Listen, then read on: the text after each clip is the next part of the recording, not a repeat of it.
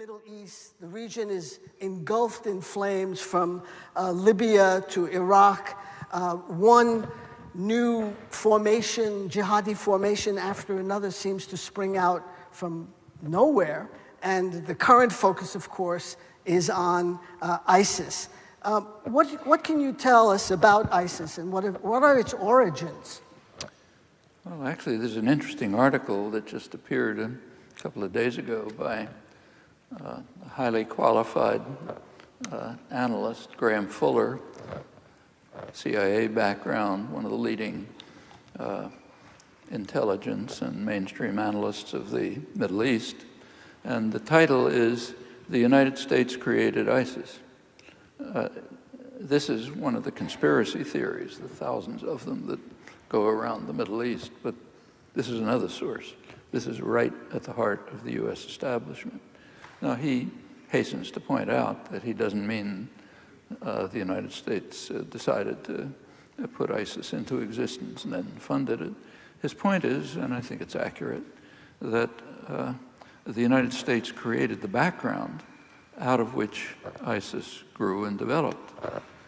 Part of it was just the standard sledgehammer approach, smash up what you don't like. In 2003, the United States and Britain invaded Iraq, major crime.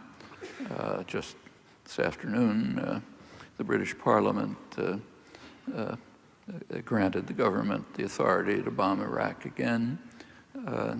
The invasion was devastating to Iraq. Iraq had already been virtually destroyed, first of all, by the long, decade-long war with Iran, in which, incidentally, Iraq was backed by the United States, and then the decade of sanctions, which were described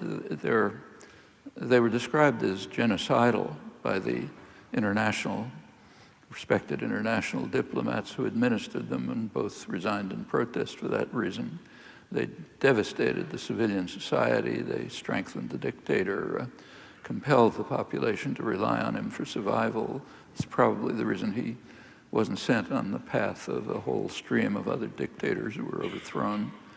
Finally, the U.S. just decided to attack the country. 2003, the attack, it's compared by many Iraqis to the Mongol invasions of 1,000 years earlier. Very destructive, hundreds of thousands of people killed, millions of refugees, millions of other displaced persons, destruction of the archaeological richness and wealth of the country back to Samaria. And one of the effects of the invasion was immediately to institute sectarian divisions.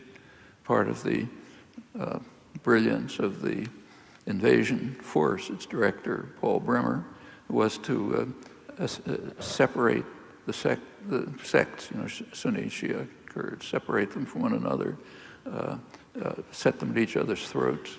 Within a couple of years, there was a major sectarian conflict incited by the invasion, very brutal. You can see it if you say, look at Baghdad. If you take a map of Baghdad, say in 2002, it's a mixed city. Sunni and Shia are living in the same neighborhoods. They're intermarried. In fact, sometimes they say they didn't even know who was Sunni, who was Shia. It's like knowing whether your friends are in one Protestant group or another Protestant group. There are differences, but it was not hostile. In fact, for a couple of years, both sides were saying there'll never be Sunni-Shia conflicts. We're too intermingled in the nature of our lives, where we live, and so on. And by 2006, it was a raging war. Out of that conflict then was spread to the whole region. By now, the whole region is being torn apart by Sunni-Shia conflicts. And out of such conflicts, the natural dynamics of a conflict like that, is the most extreme elements begin to take over. And they had roots. Their roots are in the major U.S. ally, Saudi Arabia. That's been the major U.S. ally in the region as long as the U.S. has been seriously involved there. In fact, since the foundation of the Saudi state, it's kind of a family dictatorship, as you know. And the reason has a huge amount of oil. Britain, before the United States, had typically preferred radical Islamism to secular nationalism. And when the U.S. took over, it essentially took the same stand. The radical Islam, which is centered in Saudi Arabia, it's the most extremist radical Islamic state in the world, makes Iran look like a tolerant modern country by comparison. But and of course the secular parts of the Middle East, of the Arab Middle East, even more so. But it was and it's not only directed by an extremist version of Islam, the Wahhabi, Salafi version, but it's also a missionary state. So it uses its huge resources, oil resources, to promulgate these doctrines throughout the region, establishes schools, mosques, clerics, and so on, all over the place, from Pakistan to Africa, North Africa. And an extremist version of Saudi extremism is the doctrine that was picked up by ISIS. So it grew out of, ideologically, the most extremist form of Islam, the Saudi Wahhabi version, and the conflicts that were engendered by the U.S. sledgehammer that smashed up Iraq and has now spread everywhere.